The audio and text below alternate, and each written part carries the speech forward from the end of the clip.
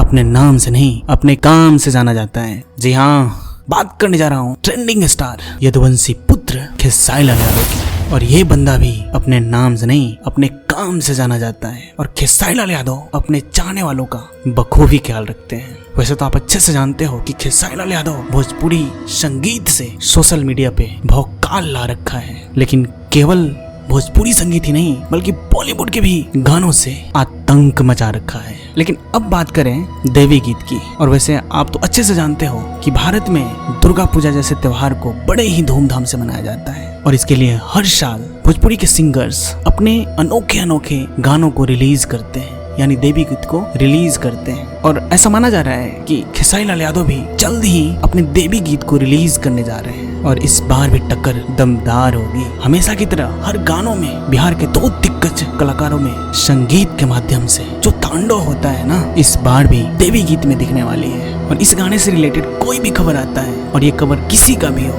आपको जरूर बताया जाएंगे। इसके पहले यदि आपने इस चैनल को सब्सक्राइब नहीं किया है तो जरूर कर ले, लाइक और शेयर भी कर दें। और यदि कुछ नहीं कर पाए ना तो बिहार की मिट्टी को हमेशा इज्जत देना। इसी के साथ जय बिहार, जय बिहारी।